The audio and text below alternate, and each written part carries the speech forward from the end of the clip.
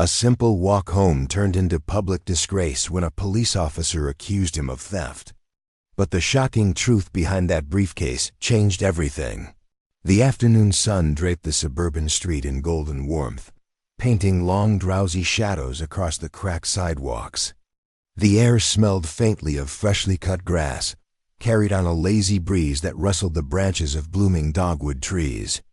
Their white petals fluttered to the ground like fragile snowflakes, dotting the pavement with soft reminders of spring. Children's laughter rang faintly from a yard 2 blocks away, the sound mingling with the distant hum of a lawnmower.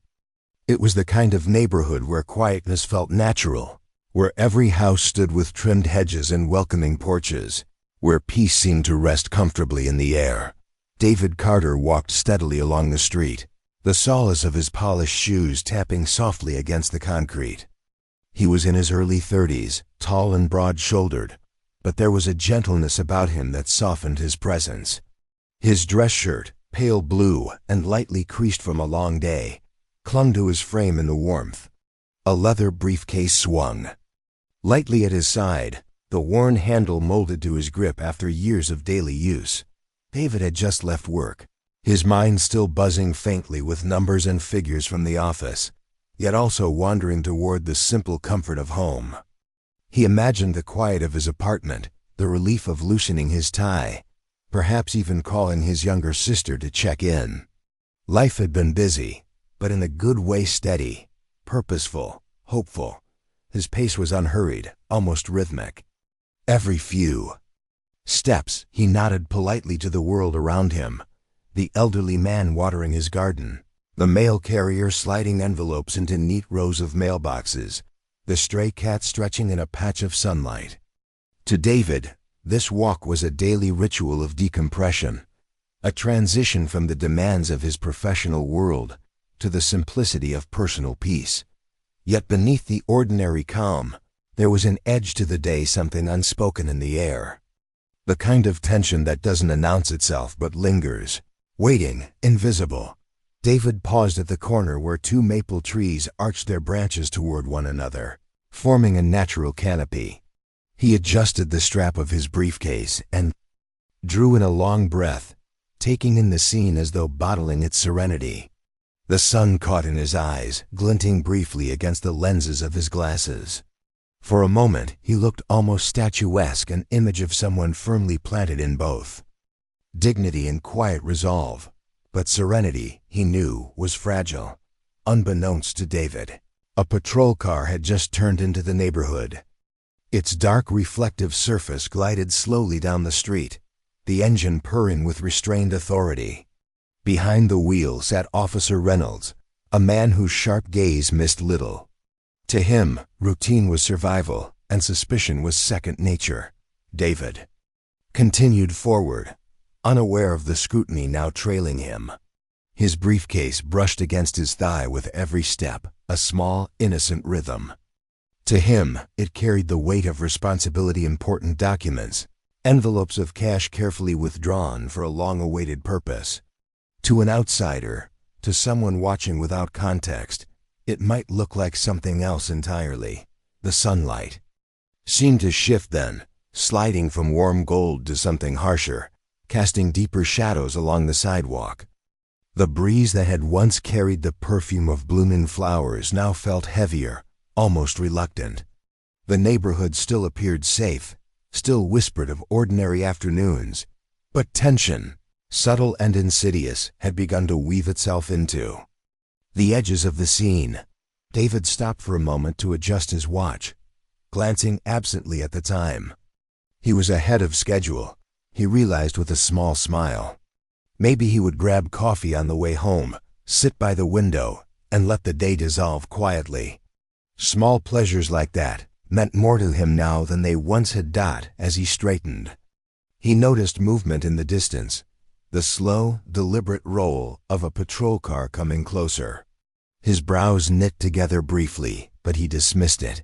Police cars passed by every day. It was nothing unusual. Still, something about the way the vehicle seemed to linger on his side of the street pulled faintly at the edges of his awareness. David adjusted his grip on the briefcase and kept walking, his steps steady, his posture calm. He didn't know that the ordinary had already begun to fracture. That beneath the blooming trees and golden afternoon light, the quiet suburban street was about to witness something that would pierce its illusion of safety. For now, it was just a man walking home under the sun, briefcase in hand, his thoughts drifting toward comfort and routine. But the storm was already forming on the horizon, and with each step he took, it was drawing closer. The quiet rhythm of David's walk was broken by the low growl of an engine creeping closer. The patrol car rolled down the street with measured slowness, its polished surface catching shards of afternoon sunlight. To most neighbors, the sight of a police cruiser passing by was hardly unusual. It was a symbol of safety, of watchfulness. But for David, the air shifted. The steady hum pressed against his ears, unsettling the calm that had carried him this far. Inside the car sat Officer Reynolds, a man shaped by decades in uniform. His hair was graying at the temples, his jaw clenched in the familiar posture of suspicion. Reynolds had built a reputation in the department, cautious, sometimes too cautious. He was the officer who triple-checked doors at crime scenes, who followed hunches even when the evidence felt thin. To his superiors, it was diligence. To those on the street, it was often something harsher, an instinct that leaned too easily toward mistrust. A burglary call had gone out earlier that day. A man tall, carrying a bag, was reported running through a nearby alley after neighbors heard glass shatter. No clear description, no precise details, just enough to plant a seed of unease in Reynolds' mind. And now, as he spotted David, walking calmly with a briefcase in hand, the seed took root. Reynolds slowed the car until it glided alongside David. His eyes narrowed, scanning every detail: the briefcase, the shirt, the beads of sweat forming at David's temple. To Reynolds, the image connected too easily with the report. A man with a bag, moving through the neighborhood. Perhaps trying to appear calm, perhaps rehearsed with a sharp turn of the wheel. Reynolds pulled the car over and braked hard against the curb. The sound shattered the stillness, startling a bird from the branches overhead. David stopped mid-step, his brow furrowing as he turned toward the sudden intrusion. The officer's door swung open with force. Boots struck the pavement in quick, deliberate strides. Reynolds' posture was rigid, his hand resting near his holster knot, drawn but close enough to remind anyone watching where power stood. "Hey!" The word cut through the air, sharp and commanding. "Where are you coming from?" David blinked, momentarily caught off guard. His grip tightened slightly on the handle of his briefcase, though his voice remained calm. "Excuse me?" Reynolds closed the distance, his eyes fixed on the briefcase like a predator on prey. His voice dropped lower, colder, edged with suspicion. "I asked you a question. What's in the bag?" The street, so full of warmth moments ago, seemed to grow heavy with silence. From behind curtains and half-open doors, neighbors began to notice. The hum of the lawnmower stopped. A child's laughter died out mid-echo. The neighborhood held its breath. David stood still, his heartbeat quickening though his face betrayed little. Years of knowing how quickly situations could escalate taught him one thing: stay calm, stay respectful. His voice, when it came, was steady, almost gentle. "It's just work," he said, lifting the briefcase slightly. "Documents. Some personal items. I'm heading home." But Reynolds wasn't convinced. His gaze was sharp, unwavering. He had learned not to take words at face value, not when suspects spun stories every day to wriggle free of guilt. And yet, this man's composure, the ease in his voice, it didn't fit the pattern of someone caught in the act. Still, suspicion won over logic. "Open it," Reynolds demanded, his tone allowing no room for refusal. David hesitated, the briefcase still held firmly in his grasp. There was no anger in his eyes, only confusion and a flicker of hurt, barely visible but there. He shifted slightly, as if to create space between himself and the officer's encroaching authority. "Officer," David said softly, "I assure you, there's nothing." "Don't assure me," Reynolds snapped, cutting him off. His voice grew louder, enough for the nearest neighbors to hear. "I asked what's in the bag, and I expect a straight answer." Now, the words echoed down the street, bouncing off quiet houses and tidy fences. The weight of authority pressed heavily on David's shoulders. He exhaled slowly, steadying himself, before kneeling to rest the briefcase on the pavement. With deliberate movements, he unlatched the locks. The metallic click sounded louder than they should have, like the ticking of a clock in an empty room. He lifted the lid carefully. Inside lay neat stacks of envelopes and folders, their corners aligned with precision. The faint scent of paper and ink wafted upward, mingling awkwardly with the spring air. David looked up, his expression calm but tinged with something deeper, an unspoken plea to be seen as he was, not as suspicion painted him. "These," he explained softly, "are for work, some financial paperwork, some savings. I was on my way home."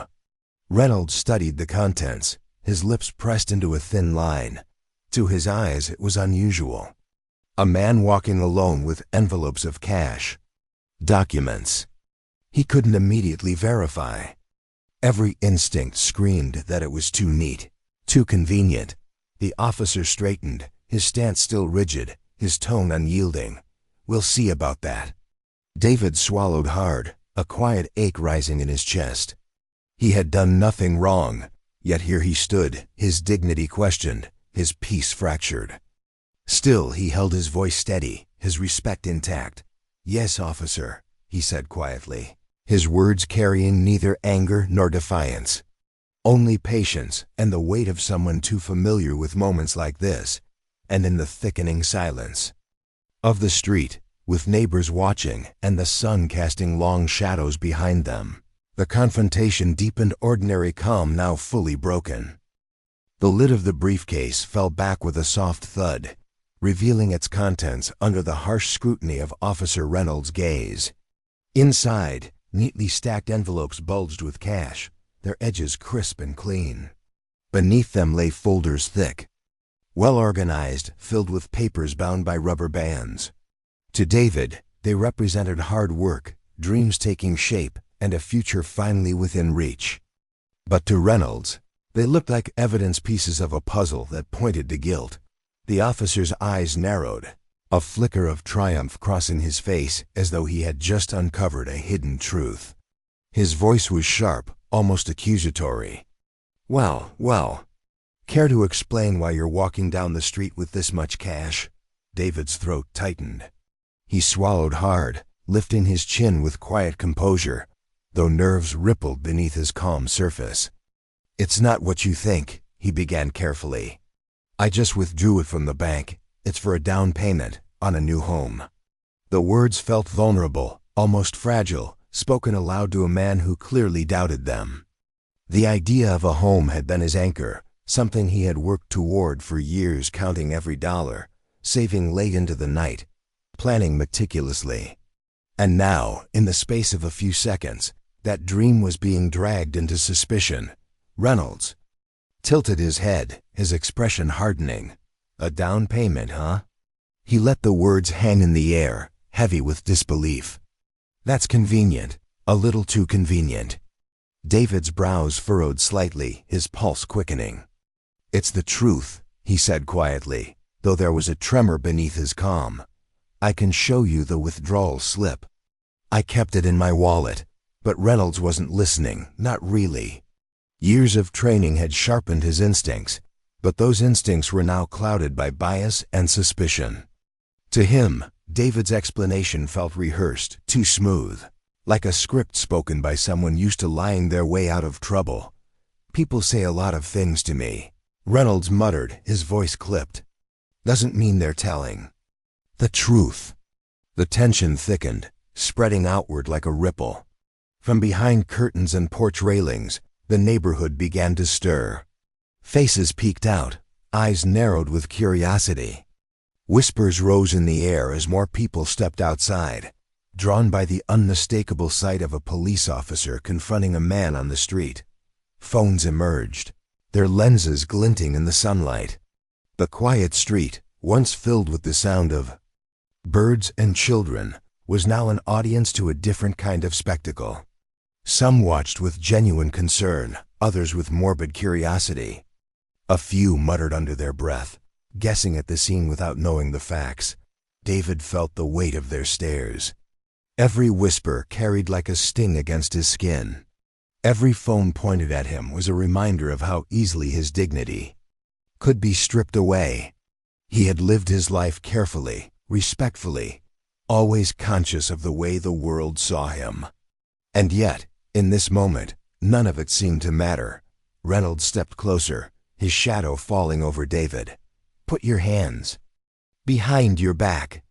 The words landed like a stone in David's chest. His eyes widened, disbelief flooding his features. "Officer, please," he said, his voice low, trembling with both fear and restraint. "I haven't done anything wrong. I'm just trying to get home." But Reynolds was unmoved. The click of the handcuffs breaking open echoed like thunder in the still air. Neighbors leaned in closer, their phones raised higher. "Hands behind your back now." David hesitated, every fiber of his being screaming against the injustice of the command. He wanted to protest, to shout, to demand the fairness he deserved. But deep inside, another voice reminded him of the danger of resistance, the risks of defiance. Slowly, painfully, he turned and brought his wrists together. Cold steel snapped shut around them, biting into his skin with an unforgiving grip. The briefcase lay open on the pavement beside him, its contents exposed for all to see, his dreams scattered, his integrity questioned. A flush of humiliation spread across his face.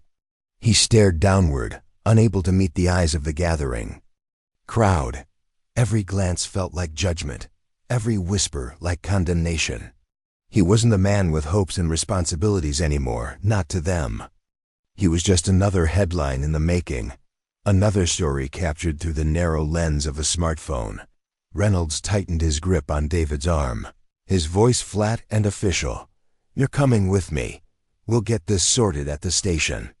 David's heart pounded in his chest, a storm of emotions raging behind his calm exterior. Disbelief, sorrow, anger all tangled into a silence that felt heavier than words. He had always believed that dignity came from composure, from showing restraint even in the face of injustice. But in that moment, standing handcuffed under the gaze of his neighbors, dignity felt like a fragile shield cracking under the weight of prejudice. Around them, the whispers grew louder. Some voices carried sympathy. "He doesn't look like a criminal." Others carried doubt. "But why? So much cash?" And others, indifferent, simply recorded, their faces hidden behind their phones. David closed his eyes briefly, drawing in a deep breath. He told himself to endure, to hold steady, to trust that the truth would eventually come to light. But deep in his chest, the sting of humiliation carved itself into memory, an injustice he would never forget. And as the sun continued to shine over the street, casting long shadows over the scene, the safe and ordinary neighborhood was now a stage for suspicion, silence, and the unraveling of one man's peace. The fluorescent lights of the police station flickered faintly, humming in the corners like restless insects. The sterile smell of disinfectant and old coffee lingered in the air, mixing with the faint scratch of pens against paper and the muted buzz of distant phones. It was a place built for authority, for certainty, for order. And yet, inside Officer Reynolds' mind, there was no certainty, only a gnawing unease that refused to quiet. David Carter sat in a hard-backed chair near the desk, his wrists still cuffed, though his posture was steady. His face was calm, eyes lowered, not in defeat, but in quiet endurance. He didn't shout, didn't beg, didn't throw accusations the way many suspects did. His silence wasn't the silence of guilt, it was something else. And Reynolds, though he wouldn't admit it. Felt unsettled by that dot, the officer filled out the report with deliberate strokes, his pen scratching firmly across the form.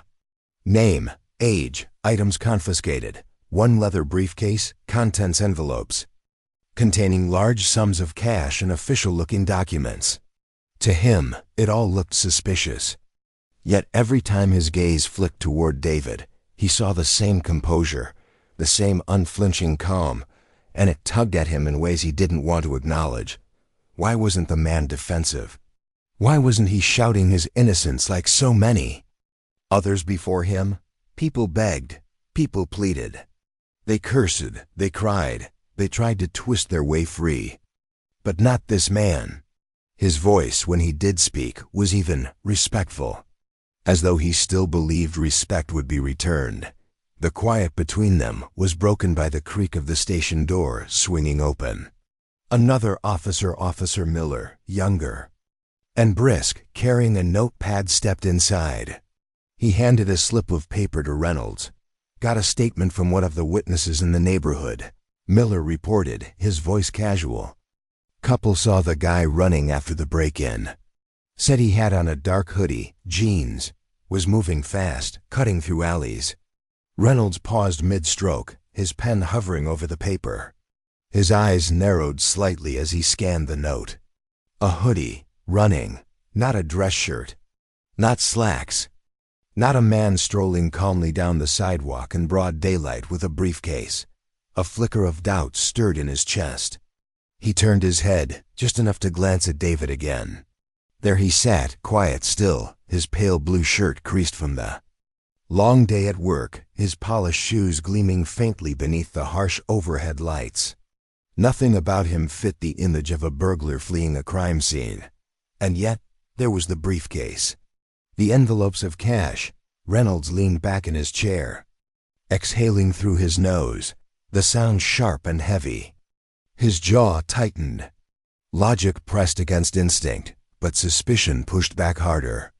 He had been on the force too long to let his guard down easily. People lied. People spun stories with ease.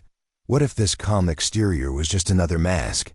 He looked again at the briefcase, still resting on the desk between them like an unspoken accusation. The sight of all that money, sitting so neatly in envelopes, wouldn't let him rest. Who carried that much cash openly? Who withdrew it just to walk home through a neighborhood, briefcase swinging casually at their side? It felt improbable, suspicious, convenient. Funny thing, Reynolds said finally, his voice cutting through the silence. Witness says the suspect was running, wearing a hoodie. Doesn't sound like you, but... His eyes drifted down to the open case of envelopes, the edges of the bills glowing faintly under the lights. This doesn't sit right either. Cash like this. It doesn't tell the story of an honest man. David raised his head, his gaze steady now, locking with the officers. His voice was calm, but there was something beneath it, a quiet strain. The weight of someone exhausted by the need to explain his existence. I told you. It's for a down payment. My bank manager knows me, knows the account. I can prove it if you let me. Reynolds shifted uncomfortably in his chair. The words were reasonable, too reasonable. His instincts screamed not to trust them. Years of cases, of suspects weaving lies, had hardened him to convenient explanations. And yet, some part of him, buried under layers of suspicion, wondered if this time might be different. The room seemed to shrink in the silence that followed. Outside, phones rang, officers passed by. But inside, there was only the tension between two men, one clinging to his truth, the other unwilling to release his doubt. Reynolds rubbed the bridge of his nose, frustration pressing against his temples. You're calm, too calm, he muttered under his breath. Like you've rehearsed this before. David shook his head slowly, his lips pressing into a tight line. He said nothing more. Words, he knew, were no longer enough. And so the mystery. Deepened truth on one side of the table, suspicion on the other. The report sat unfinished, the doubt unresolved. And Reynolds, despite the cracks forming in his certainty, couldn't yet bring himself to let go. The case to him was still wide open. The station buzzed with its usual monotony, phones ringing, typewriters clacking, conversations weaving in and out. But at Reynolds' desk, the atmosphere felt different, tense, heavy. The report lay half-finished, its words scratched into the page like accusations waiting to be sealed. David remained seated across from him, his hands cuffed in front of him now, resting on the cold surface of the desk. His eyes stayed calm, but the quiet weight behind them spoke of something deeper: exhaustion, dignity under fire, a silent plea that had yet to be heard. Reynolds adjusted his pen, ready to finalize the paperwork. Once the report was signed, David would be booked, processed, and held until someone could sort out the truth. The officer's hand hovered above the page when the precinct doors burst open. The sound echoed like a gunshot through the room, drawing every pair of eyes toward the entrance. A woman hurried inside, her steps quick, her face flushed from exertion. Her business suit was slightly wrinkled, her hair pulled into a tight bun that had loosened in her rush. She clutched a leather folder against her chest as if it were a lifeline. "Officer, please," she called, her voice urgent, almost trembling. Reynolds straightened, his brow furrowed. "Ma'am, this is a police station. What's the emergency?" The woman stopped at the desk, catching her breath. "My name is Linda Ellis. I'm the branch manager at Greenfield Bank." Her eyes darted to David, then back to Reynolds. "This man, David Carter, was at my bank earlier today. I personally oversaw his withdrawal." The words landed like thunder in the silence. Officers nearby paused mid-task, glancing over curiously. Reynolds blinked, momentarily thrown off balance. "You oversaw it?" Mrs. Ellis nodded firmly, opening her folder and pulling out a printed slip, holding it up like a piece of evidence. "Yes, here's the withdrawal record. It was a large sum, but completely legitimate. He's been a client with us for years, responsible, meticulous. I can vouch for his integrity without hesitation." The room shifted. A murmur rose among the officers in the background, curiosity turning into quiet surprise. Reynolds leaned forward, scanning the paper in her hand. His jaw tightened. It was official, undeniable. Still, his suspicion resisted. Why would he need to withdraw that much in cash? "People don't usually," Mrs. Ellis cut him off, her voice sharp with conviction. "Because he isn't just anyone. He's a financial advisor, and today he was on his way to finalize something remarkable." The words hung in the air, carrying a weight that demanded silence. Reynolds frowned, confusion flickering in his eyes. "What do you mean?" Mrs. Ellis took a steadying breath, her expression softening as she glanced toward David, who met her gaze with quiet relief. Then she looked back at Reynolds, her voice trembling with both urgency and pride. He was preparing to deliver the down payment for a community scholarship fund. Money he's been organizing for months, gathering contributions, setting aside. His own savings. This fund is meant for underprivileged kids in this very city, to help them go to college, to give them a chance at futures they might never afford otherwise. The station fell utterly still. Even the phone seemed to hush. The truth hit like a tidal wave. The cash, the very thing that had painted David as suspicious, wasn't stolen. It was destined for something noble, something that reached beyond him. Every dollar in that briefcase carried hope, opportunity, and the promise of change for children who had none. Reynolds froze, his pen still in hand but useless now. His mind scrambled to process what he had just heard. The image he had constructed, the suspicious man with a briefcase of cash, shattered under the weight of the truth. And in its place stood another image entirely. A man devoted not just to himself, but to his community, to lifting others up. David sat quietly, his composure unbroken, though his eyes glistened faintly with emotion. He had endured the suspicion, the humiliation, the weight of judgment. And now, the truth spoke louder than anything he could have said himself. Reynolds opened his mouth, but no words came. His throat felt tight, his chest heavy. He glanced around, noticing the shift in the room. Officers who had once eyed David with suspicion now looked at him with something closer to respect or shame.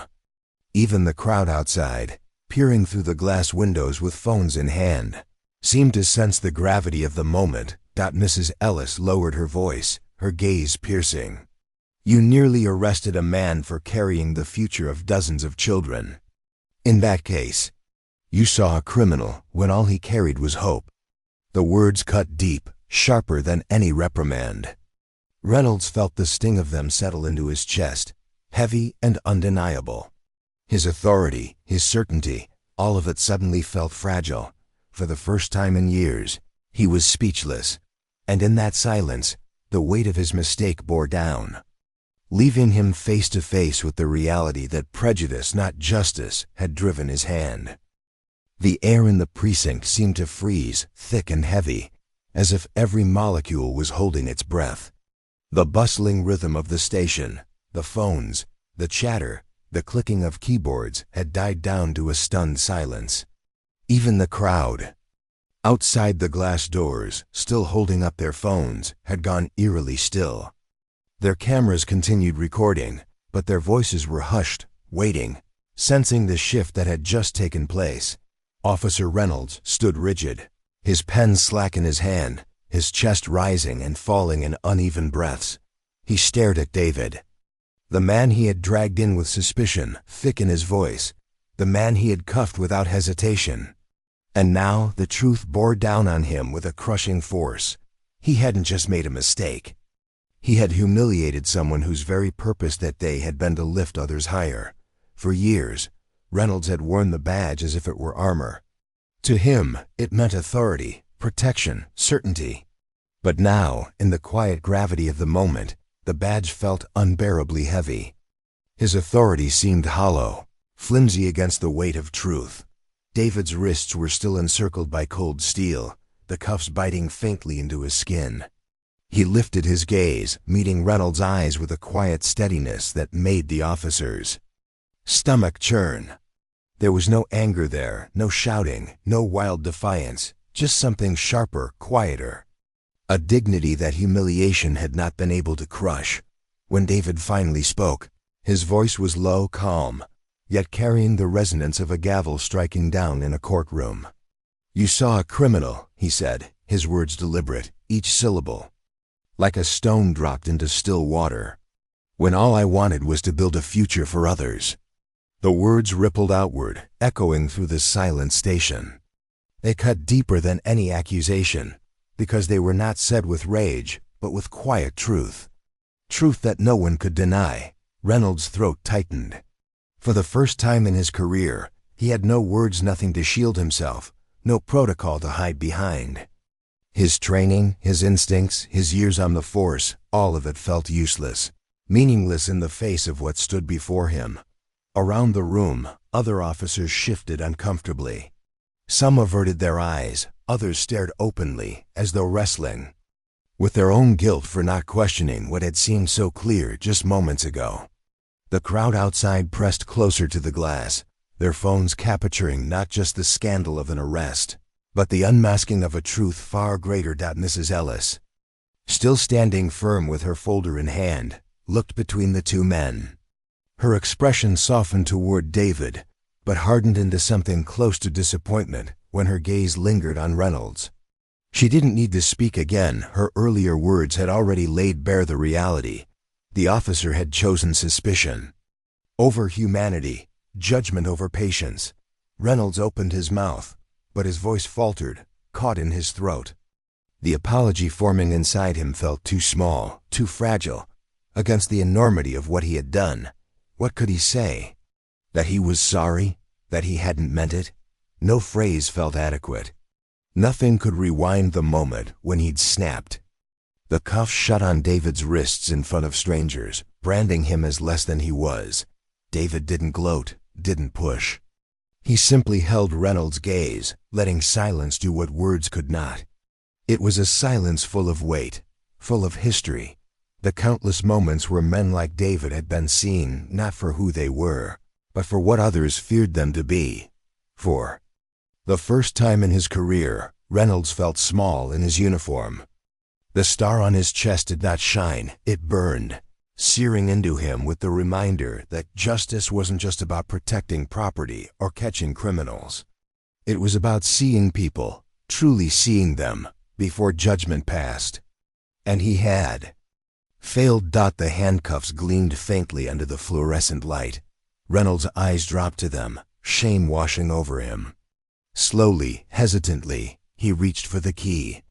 His fingers trembled as he unlocked the metal restraints, the sound of the click echoing in the room like a bell tolling. David rubbed his wrists lightly, but said nothing. He didn't need to. The absence of chains spoke louder than any speech. Reynolds could give. The officer swallowed hard, his mouth dry. He wanted to explain himself, to offer a reason for his actions, but every excuse sounded hollow in his mind. He had built his decision on fragments of suspicion, on fear rather than fact. And fear, he realized bitterly, was not justice. The crowd, outside, still filming, seemed to sense the moment's gravity. No one cheered, no one jeered. They simply watched, as if bearing witness to something that cut deeper than a single arrest. A truth about how easily dignity could be stripped away, and how heavy the cost of bias could be when wielded under the weight of authority. Reynolds forced himself to meet David's eyes once more. What he saw there was not victory, not spite, but disappointment, and somehow that was worse. It hollowed him out, made him feel exposed in a way no reprimand from a superior ever had. For the first time in his life, Reynolds' authority felt powerless. His badge, his uniform, his training, all of it seemed so small, crumbling against the simple power of truth spoken in a calm, unwavering voice. And as silence stretched on, pressing in from all sides, Reynolds realized this was not just about David Carter. It was about every man, every woman, every life unfairly measured against suspicion before being weighed against truth. He had not just arrested an innocent man. He had humiliated someone whose purpose was to give back, to nurture, to build, and that knowledge, more than anything, left him speechless. The precinct doors swung open with a metallic groan as David stepped outside. The evening air was cool against his skin, a welcome contrast to the suffocating tension of the hours he had just endured. For a moment, he hesitated at the threshold, the memory of suspicion and cold handcuffs still clinging to his wrists like invisible shackles. But as his eyes adjusted to the light outside, he was met with something unexpected. Applause. The small crowd that had gathered, neighbors, passers-by, curious onlookers, now broke into a ripple of clapping. Some cheered softly, others raised their phones higher to capture the moment, but there was no mockery in their eyes anymore. Their whispers, once full of suspicion, had shifted into murmurs of support. A young woman in the crowd, her voice trembling, with emotion called out, "We're with you." Another man added, "You didn't deserve that." And just like that, the tension that had once painted David as a suspect began to dissolve in the warmth of shared recognition. They saw him now not as the caricature of guilt, but as the man he truly was. David's chest rose with a long, steady breath. He didn't smile, not yet. The sting of humiliation still lingered too fresh. But he gave a small nod to the crowd, an acknowledgement of their shift, of their solidarity. It wasn't forgiveness, but it was a bridge, a fragile one, between the wound of what had been done and the possibility of what might heal. Behind him, in the shadow of the precinct doorway, stood Officer Reynolds. His posture was rigid, but his face told a different story. The lines of authority, etched deep into his features, now sagged with something heavier: remorse, self-reproach, an ache that could not be dulled by the badge pinned to his chest. Reynolds did not step forward to address the crowd. He did not try to explain himself or issue a hollow apology. Instead, he remained still, his hands clasped loosely in front of him. watching as David walked into the arms of a community that welcomed him back with honor. For the first time in years, Reynolds felt like an outsider in his own world, a spectator to the very justice he had sworn to uphold. The image before him burned into his mind. David Carter, not a criminal, not a suspect, but a man of purpose. A man who had endured suspicion and humiliation without lashing out, whose composure had held even when shackled. And worse, the realization that he had been about to finalize a scholarship fund, a gift for children who would never know the burden of prejudice in the same way if his vision succeeded. Reynolds' throat tightened. The bitter taste of his own prejudice lingered like smoke, choking him. He had thought himself cautious, thorough, protective. But beneath it all, he now saw the truth. He had been ruled by assumptions. And in those assumptions, he had allowed injustice to bloom in his very hands. David continued down the steps, each stride steadier than the last. The applause swelled, the sound echoing across the street like a quiet revolution. People were no longer just recording a scandal. They were recording vindication. At the edge of the crowd, Mrs. Ellis stood with her arms folded tightly, her sharp gaze never leaving Reynolds. She gave David a small, approving nod before turning her back to the officer, her silence saying more than words ever could. Trust, once broken, was not easily reclaimed. Reynolds felt the weight of that silence, the burn of every pair of eyes that flicked to him with judgment. His badge no longer gleamed, it glared, accusing him as much as any voice could. And yet, amid the shame, a fragile seed of clarity took root within him. Perhaps justice was not just about reacting, not about suspicion, but about restraint, about patience, humility, and the willingness to see beyond appearances. Perhaps it demanded more courage to pause and listen than to act with haste. David reached the end of the steps and paused, turning back for the briefest moment. His eyes met Reynolds'. There was no triumph in his gaze, no smug satisfaction. Only quiet disappointment, tempered with a dignity that words could not touch. That look, more than the applause, more than the crowd, was what shattered Reynolds completely. It was the look of a man who had been wronged, yet chose not to hate.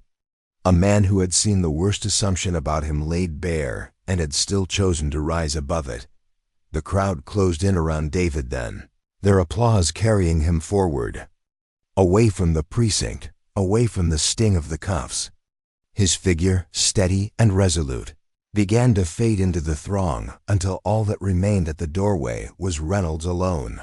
Still, consumed by the echo of what had just transpired, the narrator's voice rose softly like a steady current beneath the scene, weaving the moral into the silence that lingered in Reynolds' heart and in the memory of everyone who had witnessed the day's events. Injustice often hides behind assumptions. True justice requires patience, humility, and the courage to see beyond appearances. Sometimes the truth is far greater than what the eyes first see. And as the words settled into the evening air, the precinct behind Reynolds felt colder, emptier. The officer remained in the doorway long after the crowd had dispersed, haunted not by the noise of the applause, but by the silence that followed, the silence of a man who had learned too late the cost of looking at another human being and seeing only suspicion.